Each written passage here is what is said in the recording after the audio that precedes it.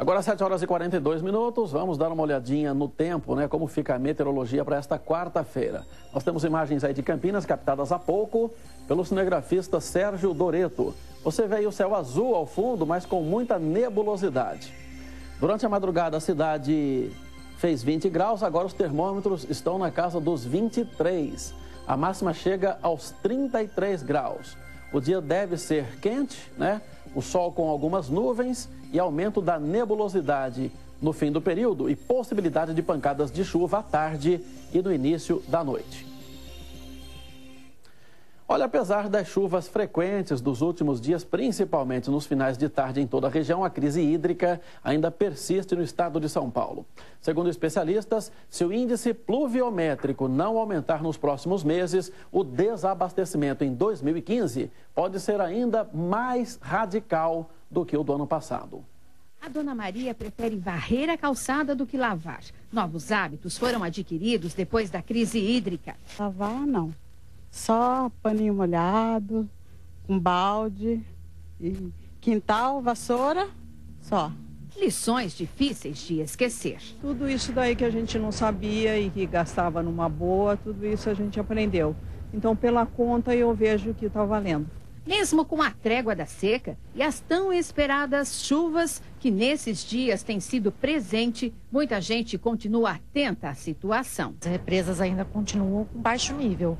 Então, acho que a gente tem que continuar economizando, sim. Eu economizo no máximo do que eu posso. É verdade. A quantidade de chuvas ainda não foi suficiente para amenizar a crise. Em dezembro, mês que só perde para janeiro, choveu menos do que o esperado. Apenas 74% da média, que é de 220 milímetros. E nos primeiros dias desse ano, os índices ainda são pequenos. 15 milímetros até agora. Estamos vindo, né, nesses vários meses com precipitações abaixo da média. E isso faz com que a produção do sistema diminua.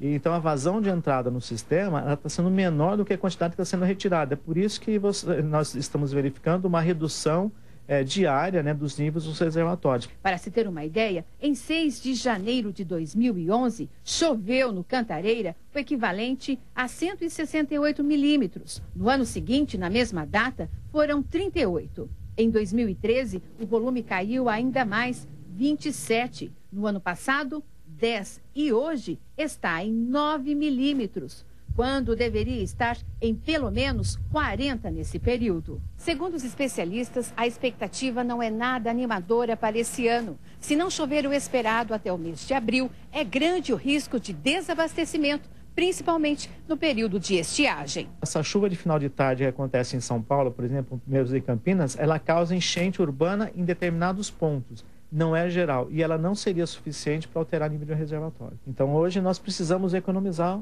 água. Bom, a essa altura todo mundo percebeu, né, que os governos não fizeram a lição de casa, mas há um ponto positivo na crise hídrica, assim como nos apagões que aconteceram no passado recente, né, de energia elétrica. As pessoas, de uma maneira geral, aprenderam a economizar água e eletricidade, que realmente o uso racional desses bens sempre contribui aí com a natureza e também com o bolso.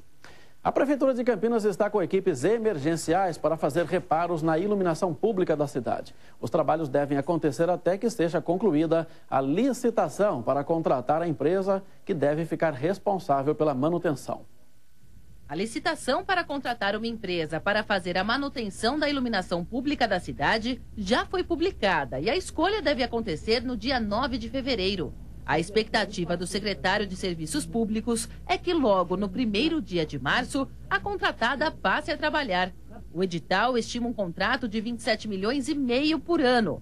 Parte do dinheiro deve vir da arrecadação da contribuição de iluminação pública de R$ 6,06 já paga pelos moradores e que rende cerca de 20 milhões de reais aos cofres municipais. Uma resolução da Agência Nacional de Energia Elétrica passou, a partir do dia 1º de janeiro, a responsabilidade de iluminação pública para os municípios. Com atrasos na contratação, Campinas ficará 2 meses sem uma empresa para fazer o serviço. Nós estamos tentando fechar essa licitação faz 1 ano e meio, né? Houveram 2 paralisações por conta de concorrentes, né? De participantes da licitação, que impugnam o edital porque muitas vezes não conseguem cumprir as exigências.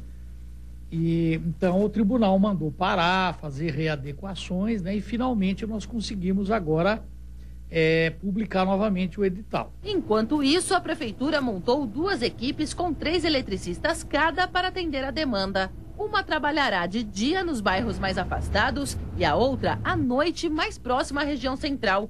Segundo a CPFL, são feitas na cidade mais de 3.000 manutenções por mês. A partir de agora, quem precisar de um reparo na iluminação deve ligar para o 156 da prefeitura. De acordo com o secretário de Serviços Públicos, esta é a única mudança para a população. Muito bem, vamos agora aos destaques do Grupo Bandeirantes de Comunicação. Começamos com as informações do jornal Metro Campinas. Carlos Giacomelli, bom dia. Bom dia, Sena. Bom dia a você que está em casa. Sena, o Metro hoje traz muita coisa legal, entre elas uma matéria que fala do atraso, né, que teve no pagamento das contas, dos tributos do refis da prefeitura por causa de uma pane no sistema. Todo mundo que tentou pagar pela internet na última segunda-feira teve problemas, o sistema não funcionou e acabou passando o prazo de vencimento. Mas a prefeitura informou ontem que prorrogou esse prazo até o dia 9.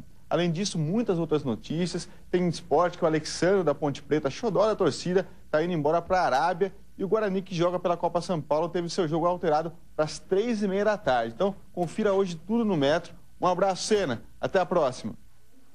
Ok, Giacomelli, agora vamos à Rádio Bandeirantes AM 1170. Gustavo Carvalho, qual é o seu destaque? Bom dia.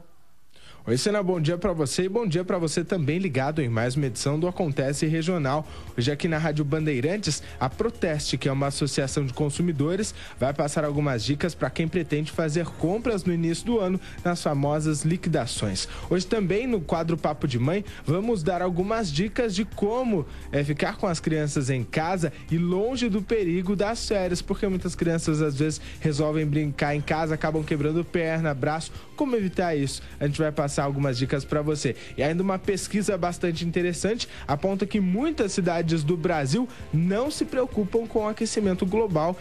Tudo isso você acompanha em AM 1170 e também pela internet em rb1170.com.br. Sena, com você.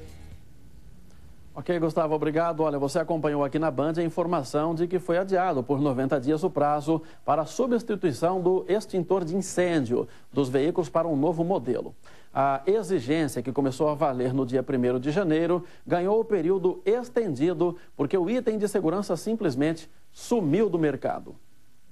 Nas últimas semanas, a disputa por um equipamento desse provocou correria em lojas especializadas e postos de combustíveis. A partir da segunda quinzena do mês de dezembro, a demanda aumentou consideravelmente e a essa altura do campeonato nós não conseguimos repor nossos estoques. Isso porque a lei que exige a mudança do equipamento passaria a valer a partir de 1º de janeiro. E quem não tivesse o novo modelo no carro poderia ser multado em R$ 127,69, além de acumular 5 pontos na carteira de habilitação.